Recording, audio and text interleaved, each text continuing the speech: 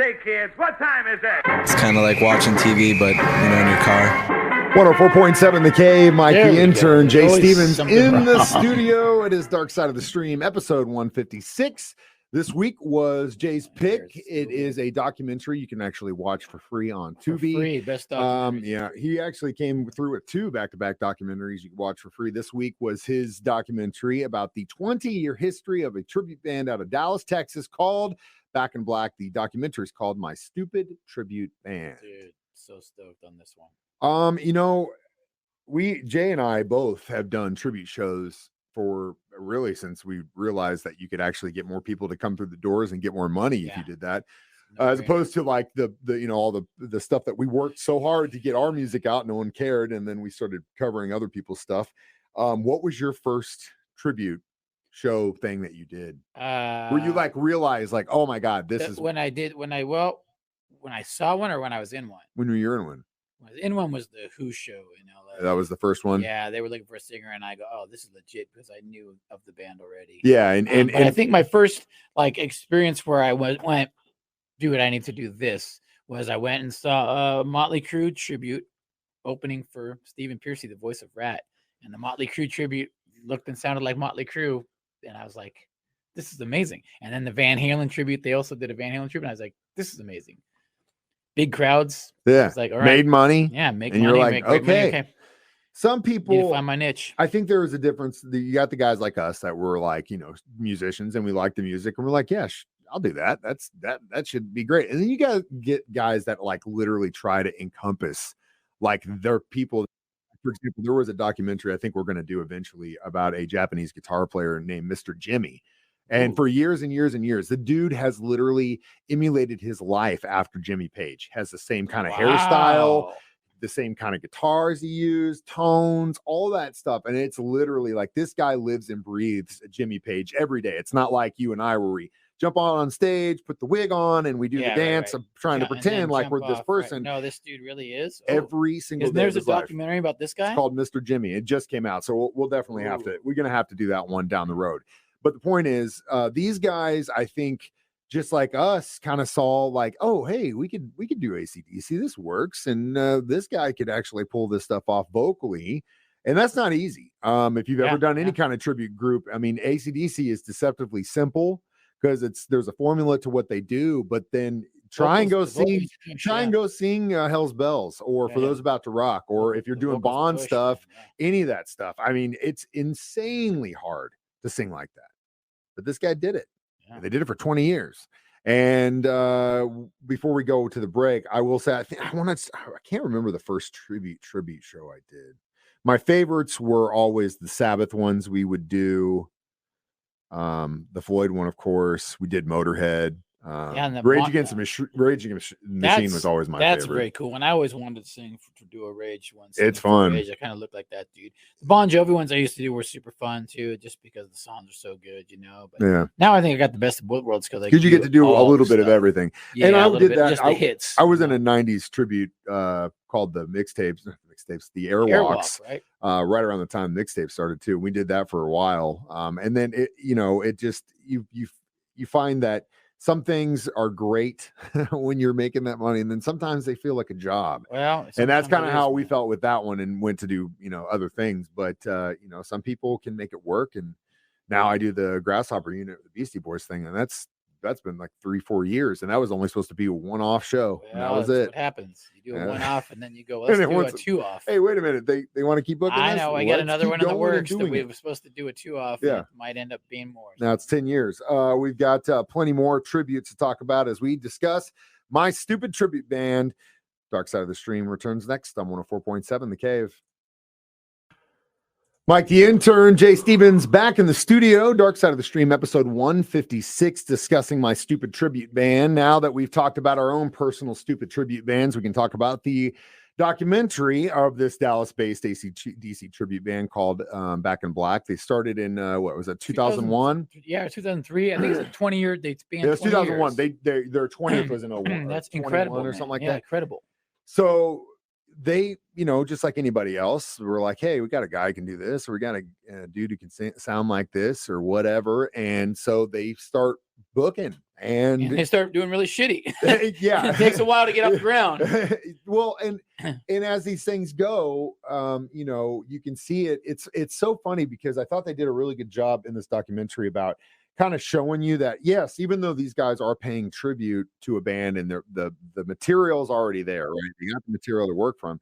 You still got to deal with all the band issues that you deal with when you're in a band. You deal with guys not showing up, guys being wasted. You deal with promoters ripping you off. You deal with clubs shutting down. Yeah, you get to see basically it's a crash course because somebody had a video camera and just filmed all of it, which is amazing because you get to see the whole progression of this band and the members come and go. Yeah, that's another thing I think that worked. And it was, I mean, because at the end of the day, this would have never been a documentary had someone had the wherewithal through the entire 20 years history of the group to be like, hey, we're going to film these guys. Even when they were not very good, they still did it. And these guys ended up hitting the gold mine with how this turned out, you know, with it culminating with this guy. Well, yeah, we'll get to that in a little bit. But do you think hearing him perform, you think he's a little bit more in line with Brian or Bon? What do you think? What do you think he does better? Probably Brian, I think Bon you got to be a little bit more crazier. And there was a guy in LA that did a good Bon version of AC/DC. He'd black out a tooth and everything. Like he was scrawny. Yeah, it was good. It was good. It's funny because I can't remember how long ago. So when we did Hooters bike night, so it's got to be 12 plus years ago. Hooters. There was a band one night that just like played. Never heard of him. Never saw him before, and I've never seen him since. But they had a bass player, man, that came out and they did a Bon Scott era AC/DC song. I don't even remember what it was. It may have been If You Want Blood or something like that. And it starts off and I'm like, oh, AC/DC, huh? Oh, Bon Scott AC/DC, huh? Well, we're gonna see how this. And as soon as that dude started singing, I was like, you guys need to do nothing but Bon Scott era AC/DC. I mean, his voice was perfect. It sounded just like him. You get to close your eyes and be like, oh my God, Bon Scott's alive. I have never seen those guys again. I can't even remember the name of the band. And I remember thinking to myself, dude, I got to figure out these either, but who knows? If you're listening, guy, please put an AC/DC tribute out. I don't know who you're still alive. If you remember playing a show at Hooters about 15 years ago, somebody did call in and go, bro, that was me. Why didn't you say anything? We broke up right after that. Yeah, I mean, Mike wants to manage you. Do it again. Anyway, hard work does pay off, especially if you chug along long enough. And that's what we'll talk about next. My stupid tribute band returns, The Dark Side of the Stream. I'm 104.7 The K.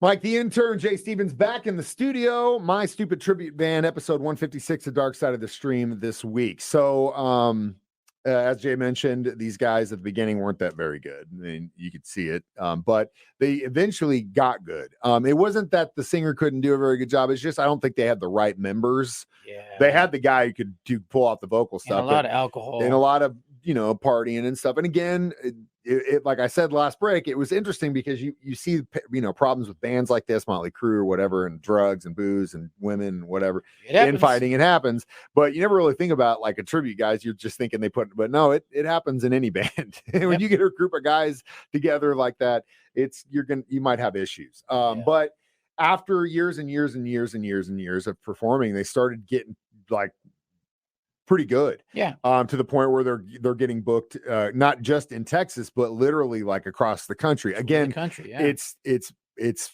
specifically more southern states. I mean, if you look at like where they are going to play, again, it's mainly Texas places, kind of Oklahoma, maybe outside of that, but it's regional. Yeah, you don't have to go very far and stay real busy, No, and if they're playing 1, 2, or 3 times a week and they're clocking $1,000 a piece, how many times? Do the math. How many times are you gonna making 6 figures just being the tribute band? Play once a week. That's over $50K a year. So, and that's under the table most of the time. So, a lot of cash money gigs. Yeah. The great. I mean, I've heard. Yeah, he's heard. IRS, if you're listening. So, again, this all culminates a couple of years ago. AC/DC's touring. Brian Johnson's not having a great time on stage. He can't hear anything. A band's playing. The keys are messed up. They end up pulling him, and then they start talking about filling in. AC/DC needed a singer. And so it culminates with this dude getting a chance to getting a call. And like, hey, there's this management calls and says, hey, we want you to come audition for AC/DC. And the dude thought it was a joke, like they always do. Sure enough, he gets the tryout for AC/DC. And I thought that was it's a bittersweet moment because he got to meet his heroes. He got to. He would have got the audition, gig if it wasn't for Axel. and he was next in line. and literally, yeah, you got the feeling like they were like, "This is the guy." But then obviously, next Axl day, Rose comes steps in and he's like, "I'll do it." And you got to go with that guy. And from we talked about it when it was happening. We watched videos. It sounded great. Just more specifically, like him doing Touch Too Much with them, just sounded amazing. Yes, I thought he did a phenomenal job, but it wasn't going to last forever because, of course, he's got Guns N' Roses. Now, I think this year, the only show they have for their 50th anniversary is the Power Trip this month in California, with the idea, from what I've heard, that if this goes well and everything sounds good and Brian feels good, they're going to plot out a tour next year. So hopefully that's what's going to happen. Hopefully that works out. If not, I mean, I don't think Axel can do it anymore. His voice is shot, I think, now. So maybe this guy will get a call up again, I mean, it'll be interesting to see how this plays out after the Power Trip. But yeah, if this guy gets the call up, man, what a cool gig. We'll give it our reviews next. Dark Side of the Stream on 104.7 The Cave.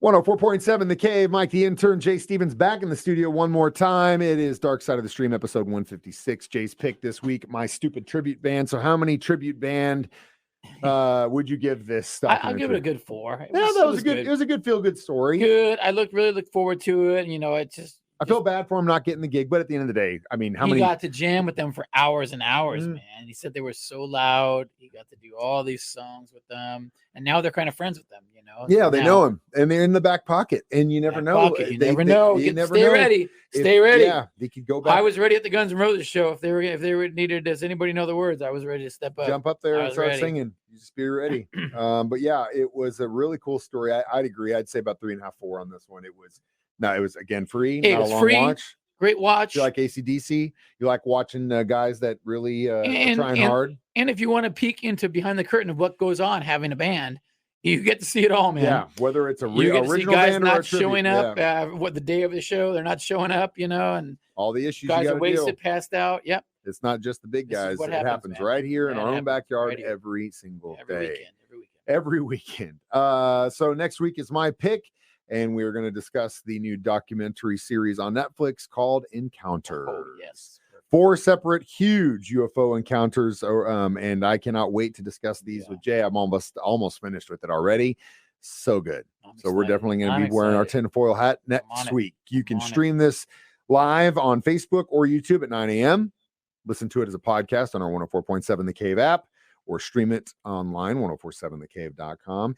I play it at 9 a.m. during my show. Jay plays it during his show at 6 p.m. every Thursday. No it is Dark excuse Side to of the not Stream. listen. No, we got it everywhere. Again, I'm Mike the Intern. This is Jay Stevens reminding you we watch movies. Documentaries. So you don't have to. It's Dark Side of the Stream on 104.7 The Cave.